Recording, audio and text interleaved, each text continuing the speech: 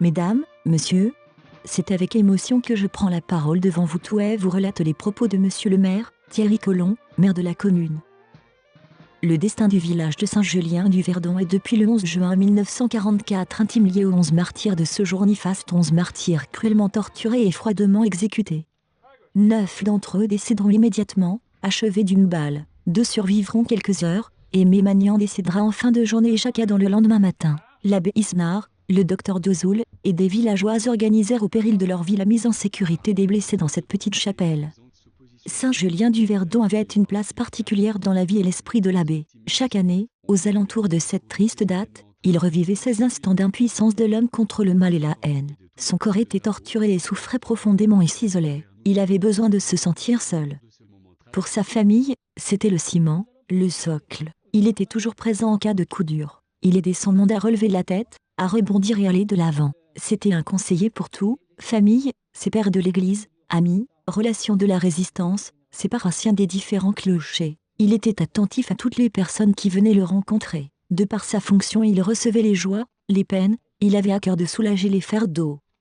Le 4 avril 2010, l'abbé nous quittait, rejoignant ses 4 frères également résistants. Comme il le répétait, il faut pardonner mais il ne faut pas oublier. Cette prière est entendue l'abbé car ici à Saint-Julien, la voix des martyrs dans un murmure dans le vent. Cette même voix transporte leurs héritiers en cette chapelle, en ce lieu tragique où le souvenir demeure. Réunissant en une même ferveur, les officiels, les familles des martyrs, les villageois, sa famille, les descendants des résistants. Il fait partie de notre famille, et ceux qui l'ont côtoyé tout au long de sa vie un exemple, un souvenir indélébile d'une personne simple, posée mais déterminée, engagée dans ses convictions et ses missions, en particulier au service de l'Église. Merci l'abbé pour cet exemple, pour tous ces instants partagés, pour cette vie que vous avez consacrée aux autres. C'est dans cette chapelle, au lieu du souvenir, chapelle qu'il a tant de fois évoquée dans sa vie, que les 2 Pugettois furent transportés, où l'on tenta vainement de les sauver dans des conditions périlleuses. Voilà 14 ans le 11 juin 2010, il a été dévoilé officiellement cette plaque commémorative à l'initiative des anciens maquisards et des municipalités de Puget-Théniers et de Saint-Julien-du-Verdon. Et depuis chaque année nous nous y recueillons quelques instants. Aligne tes pieds s'il te plaît.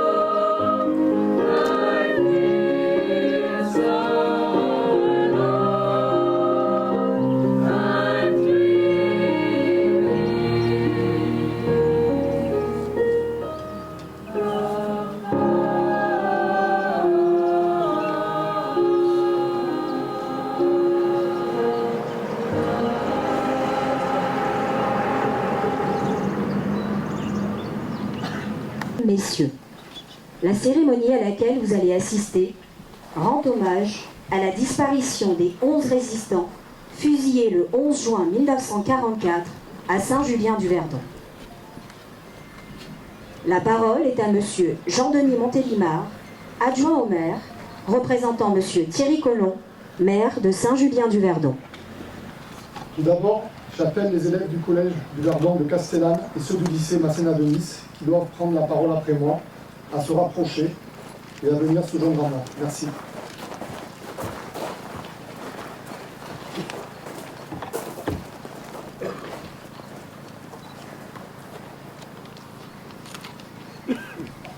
Mesdames et messieurs, c'est en l'absence de Thierry Collomb, monsieur le maire de Saint-Julien, pour des raisons de santé, que je prends la parole et que je vais vous transmettre ces propos.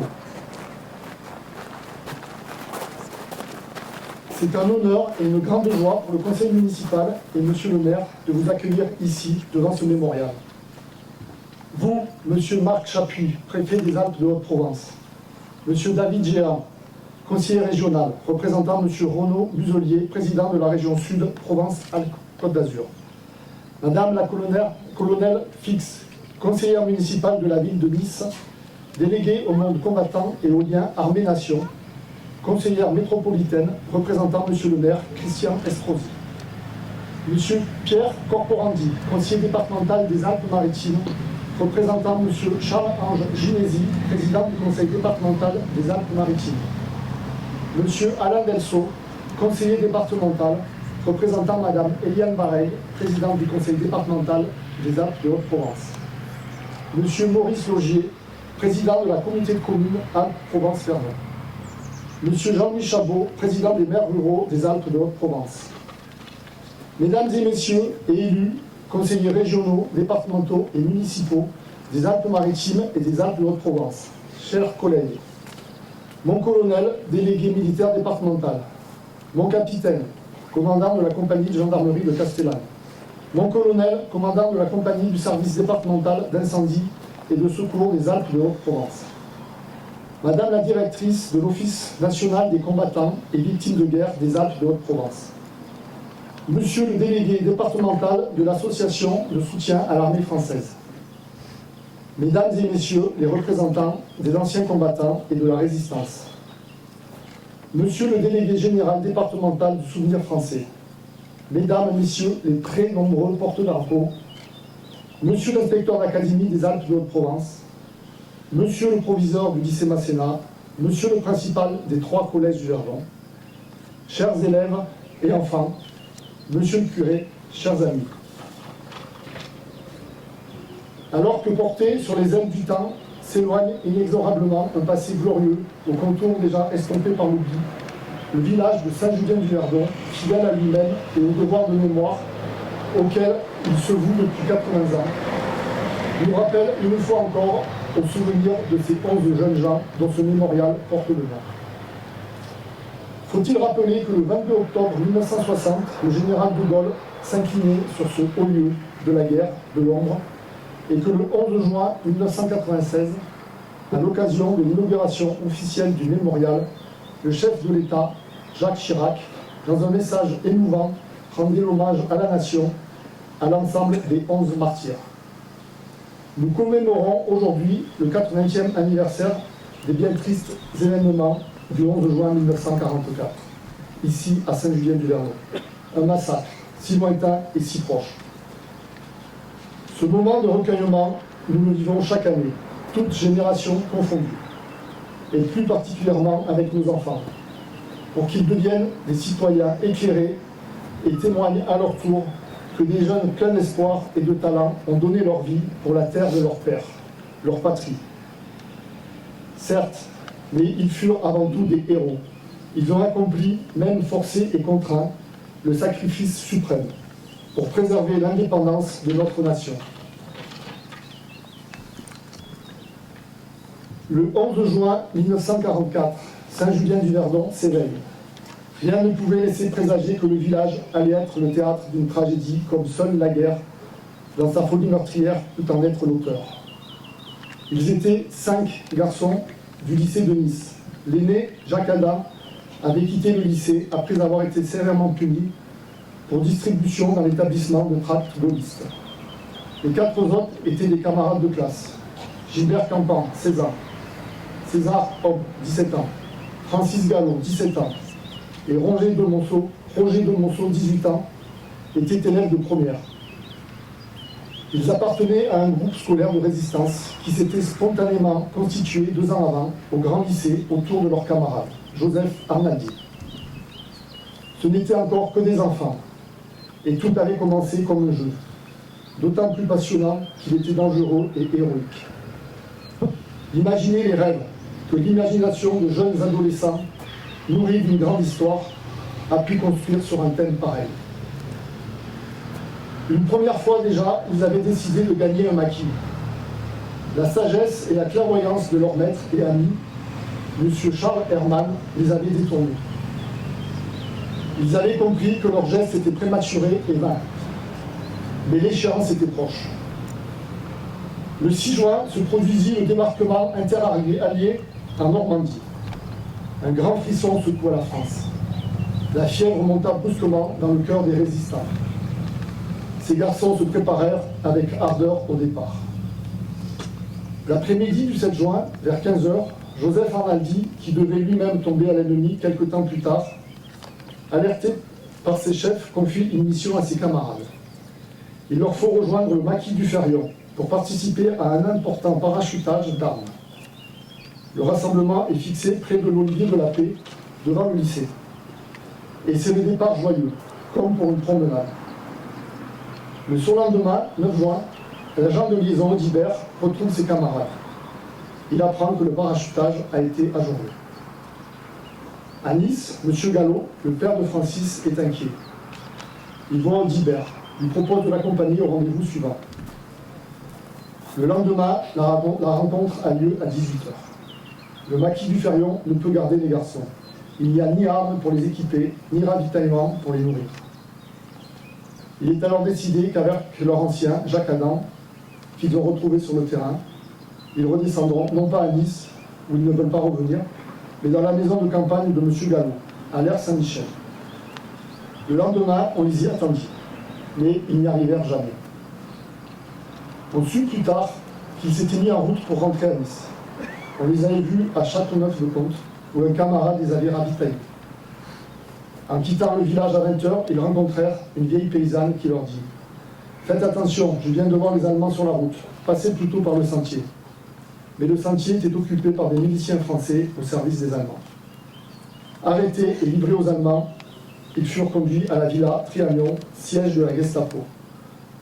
J'évoquerai à peine l'infâme besogne qu'on y perpétrait. Or, ce même début juin, une unité allemande, au cours d'un engagement avec les forces de l'armée clandestine, avait subi des pertes. 11 tués, près de Saint-Julien-du-Vernet. La commandature de Digne décida, en représailles, de faire fusiller dans ces mêmes parages 11 otages.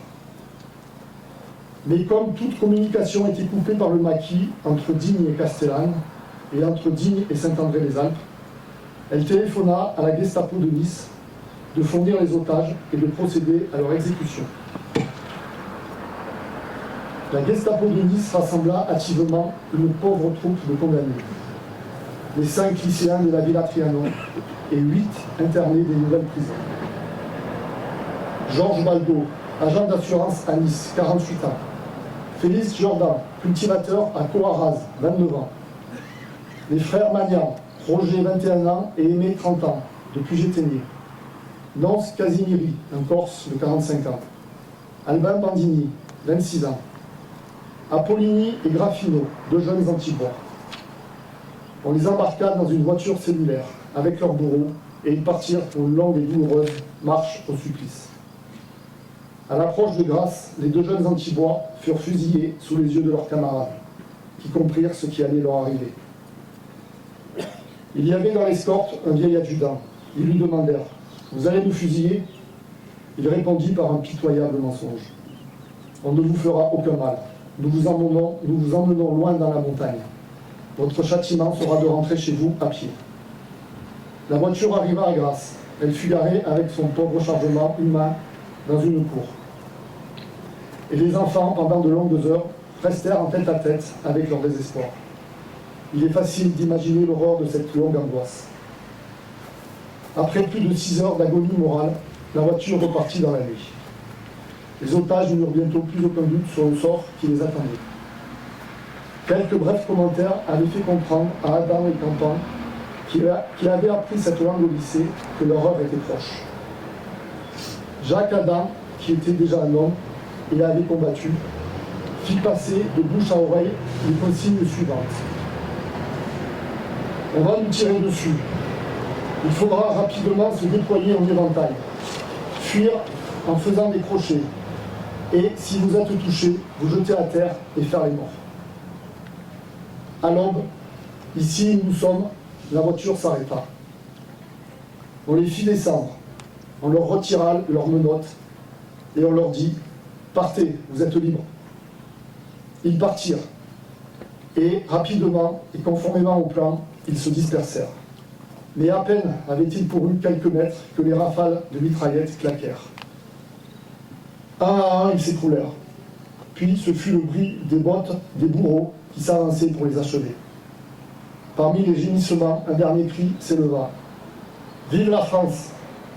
Ce cri qui donnait son sens à leur sacrifice. Les bourreaux s'approchèrent. Ils donnaient de lourds coups de pied au corps supplicié. Quand un gémissement leur répondait, ils donnaient le coup de grâce. Et Mémagnan et Jacques Adam eurent encore l'énergie de se taire, et ils ne furent pas achevés. Au matin, vers 9 h, le propriétaire du champ, M. Rébaud, arriva pour voir le regain qu'il avait fauché la veille. Apercevant tous ces jeunes couchés dans son pré, il leur cria « Et les gars, on dort ?» Puis s'approchant, il comprit aussitôt le drame. Il courut chercher du secours. Monsieur le curé, Isnard, arriva. Avec un courage qui n'a d'égal que sa modestie, il assuma la responsabilité des secours. Il fit transporter les morts dans le nouveau cimetière. Les femmes du village, dont on ne saurait trop louer le dévouement et la négation, procédèrent à la toilette funèbre. L'abbé Isnard cacha les 2 survivants dans la chapelle qui domine le village. Il prévint le docteur Escara de Castellane et le docteur Dozoul de Saint-André, qui ne purent que constater l'extrême gravité de leurs blessures. L'abbé fit de son mieux pour soulager leurs souffrances et les assister dans leur agonie. C'est alors qu'il recueillit de la bouche de Jacques Adam cet affreux récit. Et Mémagnan mourut au bout de quelques heures. Jacques Adam survécut 36 heures. Il était parfaitement lucide et persuadé qu'il s'en sortirait. Le 12 dans la matinée, il expira. L'abbé Isnard procéda à la cérémonie funèbre. Pour rendre un juste hommage au village de Saint-Julien, à ses résistants, son curé, il convient de rappeler les conséquences de leur intervention si spontanée, si humaine. Les Allemands surent bien vite ce qui s'était passé. Ils revinrent en force. Monsieur le curé Isnard fut âprement pris à partie. On lui reprocha avec violence de ne pas avoir laissé sur place les dépouilles, pour l'exemple. À 2 reprises, on fit mine de le passer par les armes. On le mit au mur du cimetière face à un peloton. À toutes ces fureurs, il opposa avec une fermeté sans forfanterie son devoir de prêtre. Il en imposa à ses persécuteurs et ils n'exécutèrent pas leurs menaces. Quant aux habitants, avec les brutalités coutumières, on leur fit évacuer le village. Les Allemands voulaient tout incendier en guise de représailles. Ils fouillèrent toutes les maisons, mais ils ne trouvèrent rien, et le village fut épargné. Il ne convient de ne pas l'oublier, Saint-Julien échappa de peu au sort d'Oradour. Il avait failli payer très cher son courage civique et son geste de pitié humaine. Monsieur le maire souhaiterait vous remercier toutes et tous de votre présence ce matin. Votre assiduité et votre fidélité ne se démentent pas et témoignent de l'attachement des citoyens à l'héritage qui nous a été laissé. Monsieur le maire a une pensée pour tous les maires de Saint-Julien qui l'ont précédé, ainsi qu'au professeur Charles Herman, Raymond Baillet, maître Jacques Perrani, le docteur Bernard Audibert et bien d'autres qui ont œuvré pour que vive cette mémoire. Soyons fiers de notre devise républicaine, liberté, égalité et fraternité, symbole de notre démocratie. Donnons un vrai sens à l'Europe et à l'union des pays proches. Rendons à tous les morts des conflits un hommage vibrant en observant la minute de silence qui suivra, pour que demain s'impose le seul combat qui doit nous animer, celui de l'être humain, de la vie et de l'avenir dans la paix. Il est impossible de ressusciter les morts, mais il est très important d'avoir une preuve visible que la vie continue, préservant ainsi en soi la connaissance d'un passé tragique. Nous allons fleurir ce mémorial au nom de la République, aujourd'hui, une France libre, pour célébrer le rassemblement de la nation et rendre hommage à nos héros. Je vais maintenant donner la parole aux enfants du Collège du Verdon de Castellane et du lycée Masséna de Nice. Mais avant, Monsieur le maire vous remercie toutes et tous pour votre présence, et plus particulièrement la ville de Nice, son maire et tous les services mis à notre disposition gracieusement.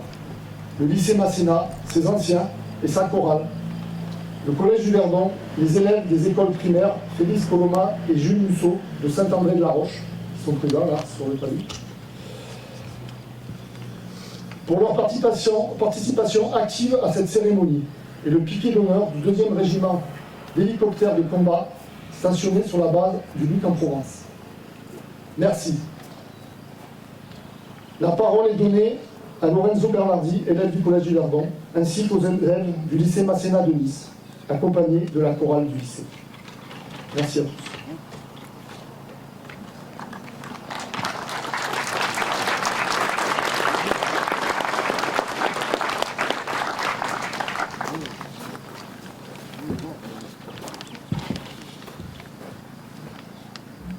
Bonjour mesdames, bonjour messieurs.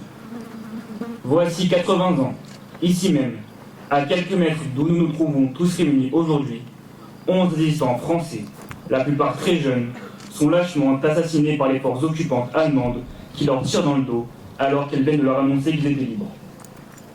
Cette liberté pour laquelle ils se battaient depuis plusieurs mois, clandestinement, prenant d'énormes risques pour eux et leurs proches, en participant aux différentes actions des mouvements de la résistance, comme la distribution de tracts et de journaux, l'organisation d'attentats contre les officiels nazis, la récupération des conteneurs largués par les Alliés, ou bien encore en chantant la Marseillaise sur une place publique de Nice, ce qui était bien évidemment totalement interdit.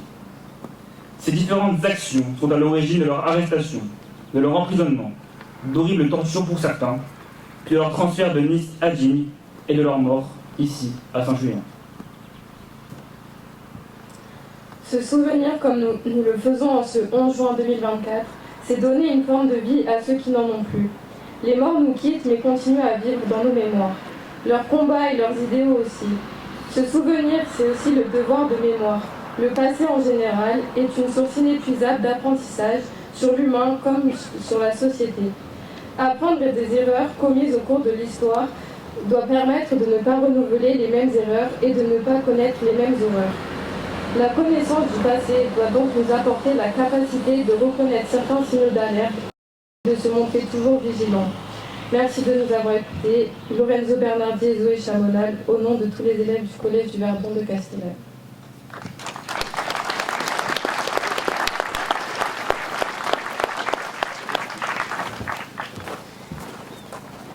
Yeo, Charles Herman, professeur d'Historia dans le prestigieux lycée au Grand Passé, Masséna. Nous sommes lundi 12 juin, il est 8h et je m'apprête à avoir cours avec des secondes. Lorsque je m'installe dans ma salle et que mes élèves prennent place, je remarque très rapidement qu'il manque 4 élèves à l'appel. Roger de Monceau, Césaire Aubé, Francis Gallo et Gilbert Campan. Juste après ce constat, mon corps se met à frissonner. Je sens les premières gouttes de sueur couler sur mon front. Je me mets à trembler des jambes et mes mains deviennent moites. On a beau être en juin, je ressens un vent glacial traverser tout mon corps.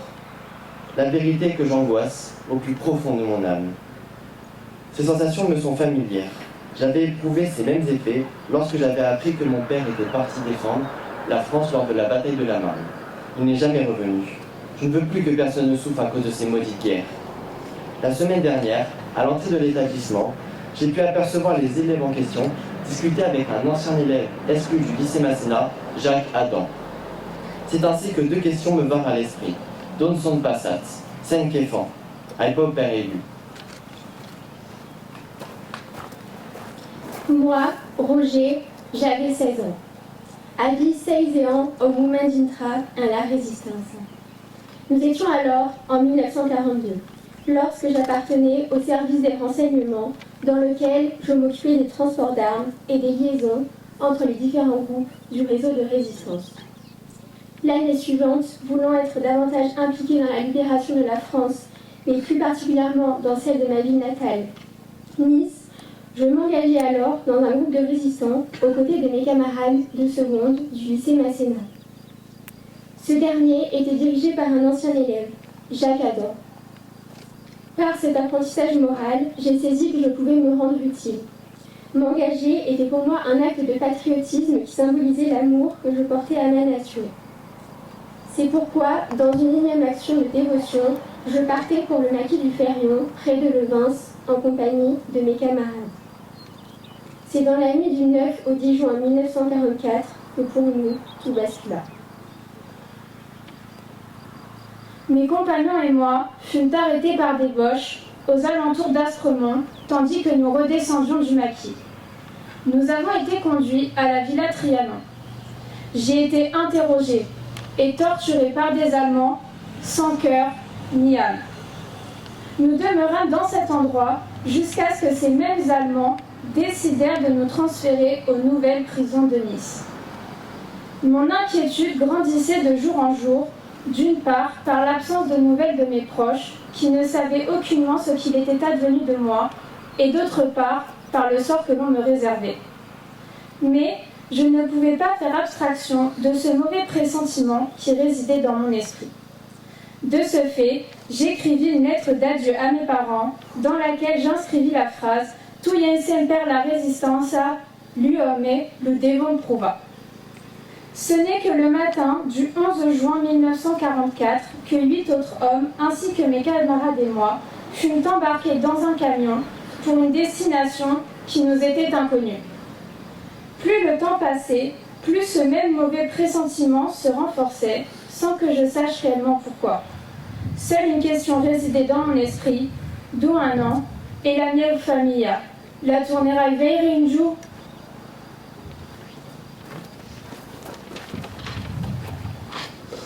Papa, Tata, j'ai trouvé le temps de vous écrire pour vous demander pardon. Je vous ai menti. Nous ne sommes pas partis acheter des chaussures.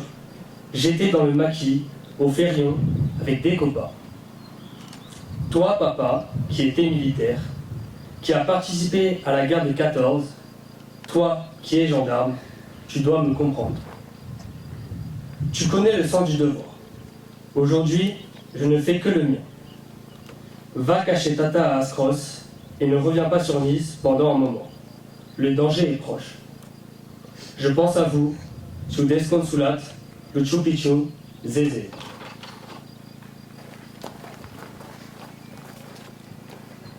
Ma douce Marie, cela fait maintenant plusieurs jours que nous sommes tombés aux mains des Allemands. Chaque minute est plus longue que la précédente. Ils nous ont torturés, ma main est broyée, mais chacune de mes pensées allait à toi, rendant notre situation, ou du moins la mienne, moins pénible. Je t'écris depuis un camion vacillant. Excuse-moi donc pour mon écriture maladroite. Jacques a entendu que les Boches voulaient nous libérer. Je n'en crois pas un mot. Je sais ce qui nous attend. Pierre tente d'alléger l'atmosphère, en vain. Je t'écris pour la dernière fois. Sache, ma chère Marie, que je ne regrette rien. Puis cela alléger ta peine.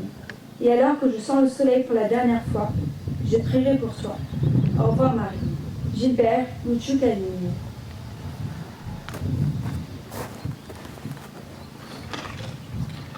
En ce jour du 11 juin, mes camarades et moi-même, après avoir été capturés, avons été transportés de force par les soldats allemands. Ils nous ont attachés et nous ont mis dans le fond d'un camion où nous n'avons presque pas de place. Serrés, nous étions 13. L'odeur de l'essence nous collait à la peau, il était impossible de fermer l'œil. Les Allemands nous firent passer par des chemins vertigineux, avec plein d'épingles que nous ne pouvions pas voir, mais que nous avons tous très bien sentis. Nous étions tous extrêmement stressés, assoiffés et pétrifiés à l'idée de ce qui allait se passer. On s'est arrêté une seule fois, vers Bar-sur-Loup. Les Allemands ont choisi 2 camarades au hasard et les ont balancés dans le fossé. Il paraît qu'un soldat fasciste a été tué et qu'il fallait des représailles. Un camarade qui comprenait 2-3 mots d'allemand nous a rassurés et nous a dit que nous serions libérés là-haut et que notre mission sera de redescendre la vallée à pied. J'ai hâte de le revoir. J'espère qu'il ne s'inquiète pas trop.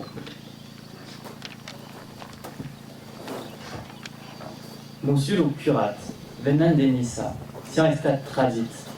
L'allemand indique che pudieran partit, chiaravan libre. Curasian partit, l'antira s'ouvre. En l'esquina, cuma de la pin, ai facebus, desque mort. Mon père, nous venons de Nice. Nous avons été trahis. On nous a dit que nous étions libres. J'ai fait le mort. J'ai prononcé ces mots avec le peu de force qu'il me restait. On m'avait transporté de Tunis avec mes camarades. Quand nous sommes arrivés, on nous a relâchés. Un soldat a dit que nous étions libres. Et lorsque nous sommes sortis, nous avons couru le plus loin possible. Quelques secondes passèrent et nous entendîmes des coups de feu dans notre dos. C'étaient les soldats qui nous avaient relâchés. Je fus touché à plusieurs reprises et m'arrêtai net. Je me retrouvais dans ce champ, aux portes de la mort. Quand je me suis réveillé, j'étais allongé sur un matelas. Un homme était penché au-dessus de moi, mais je ne parvenais pas à entendre ce qu'il disait. Ma tête était lourde et une vive douleur traversait mon corps. En reprenant mes esprits, je compris que j'étais dans l'église et que l'homme qui me parlait était le prêtre. Qu'est-il arrivé aux autres? Vais-je m'en sortir? Jacques Adam.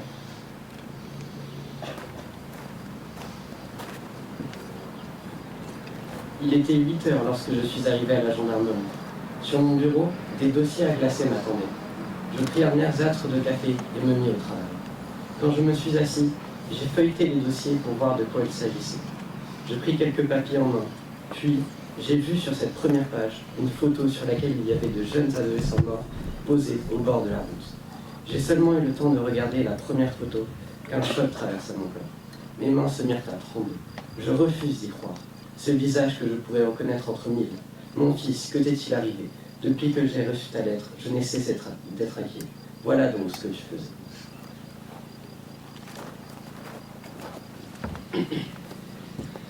Cela va faire une semaine que les élèves ne sont plus revenus en cours. Lorsque j'ai appris cette terrifiante nouvelle, je fus dévasté.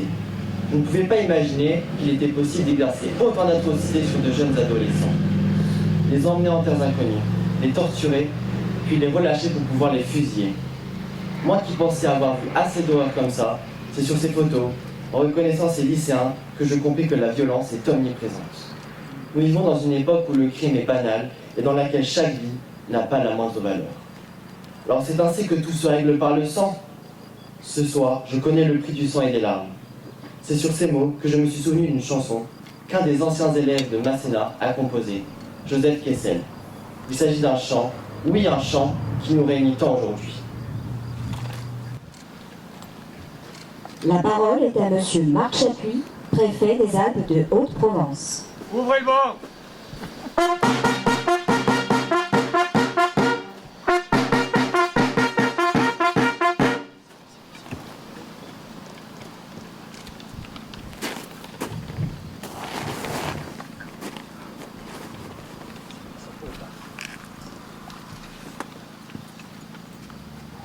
Mesdames et messieurs les élus, mesdames et messieurs, ils étaient 11 jeunes hommes qui, il y a 80 ans, ont décidé de se dresser contre l'arbitraire et l'ignominie. Et le plus jeune n'avait que 16 ans. 11 jeunes hommes qui ont opposé au masque de l'inhumanité, dans ce qu'elle a de plus terrifiante, le visage de la nature humaine, dans ce qu'elle a de plus noble. Dans une France où certains avaient choisi de collaborer par l'intermédiaire du régime de Vichy, ces jeunes résistants ont choisi de se lever, de s'opposer à la soumission, à l'asservissement. Ils pensaient ne faire que leur devoir, quand en réalité, ils le portaient à son degré le plus honorable. Devant ces 11 dalles de granit noir qui forment au sol une croix de Lorraine, nous sommes aujourd'hui réunis pour saluer la mémoire de ces 11 résistants, dont 5 étaient scolarisés au lycée Masséna, à Nice. Vous avez rappelé, Monsieur le maire, le récit de ce massacre. Le massacre d'une armée en déroute, d'une armée d'assassins, car ce n'était pas un acte de guerre, mais bien un acte de vengeance barbare. Devant ces 11 dalles de granit noir, nous nous souvenons aujourd'hui de la vie et de la mort de ces 11 hommes. Et nous honorons leur mémoire en réaffirmant notre engagement à défendre les valeurs pour lesquelles ils ont donné leur vie. N'oublions pas leur sacrifice. N'oublions pas leurs noms. Césaire Aubé, Francis Gallo, Gilbert Campan, Roger de Monceau, Jacques Adam, Nonce Casimiri, Félix Giordan, Georges Baldo, Albin Bandini, Aimé et Roger Magnan. En cette année particulière qui marque le 80e anniversaire de la Libération, il est de notre devoir de continuer de transmettre la mémoire de ces résistants. C'est la mémoire de leurs actes que nous devons rappeler à nos jeunes générations. C'est la mémoire du prix que ces Français ont payé pour que nous puissions aujourd'hui encore jouir de notre liberté. Le destin de ces femmes et de ces hommes, nous devons les faire entendre à la jeunesse d'aujourd'hui, pour transmettre cette idée que les valeurs d'humanité sont au-dessus de toute autre valeur, que la grandeur d'un homme se mesure à sa capacité à s'abandonner à une cause plus grande que lui. Dans les Alpes de Haute-Provence, la résistance avait 1000 visages. Renseignement, sabotage, embuscade, mais aussi refus du STO, le service du travail obligatoire, impression et distribution de tracts pour informer les populations. Pour leur dire la vérité, les appeler à ne pas se résigner, à continuer de lutter. Et pourquoi pas, à la rejoindre, cette résistance. La résistance, c'était un état d'esprit avant même des actes de courage. C'était refuser de céder à l'oppression. C'était se battre, sans uniforme et souvent sans armes, pour libérer son pays, quitte à en perdre la vie. Car si la résilience de notre pays est grande et qu'elle sait se relever des épreuves qu'elle traverse, nous devons nous souvenir que nous le devons aux actes héroïques de ces hommes et de ces femmes qui ont donné leur vie pour que vive la République. Tous sont notre honneur, notre fierté, et la raison pour laquelle chaque année, nous nous retrouvons ici à Saint-Julien-de-Verdon, devant ces 11 dalles de granit noir, devenues un lieu de mémoire emblématique de la résistance dans le département et dans notre pays. Mesdames et messieurs, c'est avec un immense respect et une plus grande humilité encore que je souhaite rendre hommage avec vous ce matin aux 11 résistants fusillés il y a 80 ans, jour pour jour, le 11 juin 1944. Leur courage et leur sacrifice nous obligent et nous engagent. Et le plus bel hommage que nous puissions leur rendre à ces compagnons héroïques, célèbres ou anonymes, c'est de nous montrer dignes de leur legs. Comme le disait Pierre Brossolette dans son hommage aux morts de la France libre, ce qu'ils nous demandent, ce n'est pas de les plaindre, mais de les continuer. Ce qu'ils attendent de nous, ce n'est pas un regret, mais un serment. Ce n'est pas un sanglot, mais un élan. Cet élan, c'est à nous, à vous aujourd'hui de le porter, car c'est bien leur œuvre, l'œuvre des résistants des Alpes de Haute-Provence, qui doit nous servir de boussole. Surmonter les difficultés, lutter contre les divisions, faire vivre la fraternité, voilà ce que nous devons faire pour honorer leur mémoire. Vive la République et vive la France.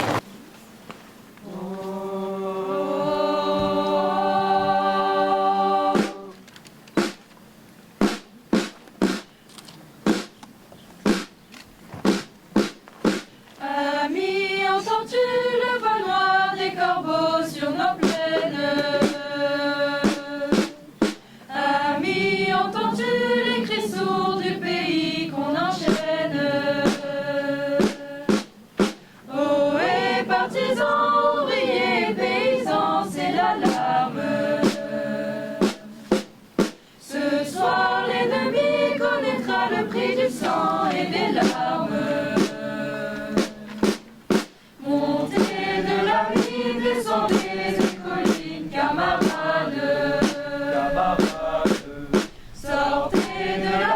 bataille, les fusils, la mitraille, les grenades. Oh, et les tueurs à la balle ou au couteau, tu évites. Oh, les saboteurs, attention à ton fardeau, dynamite. C'est nous qui brisons les barreaux des prisons pour nos frères.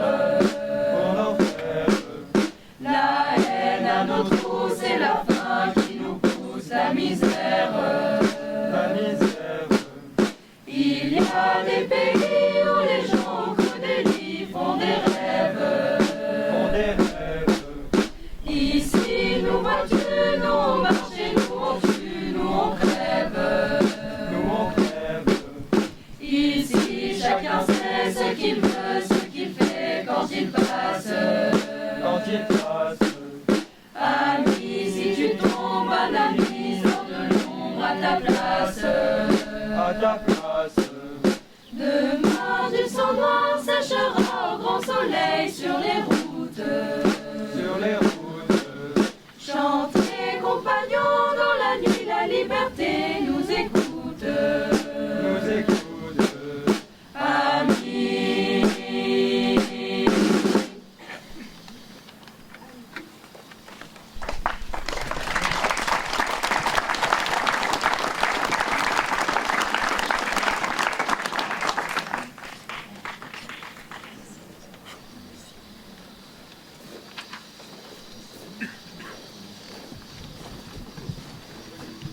Reposez.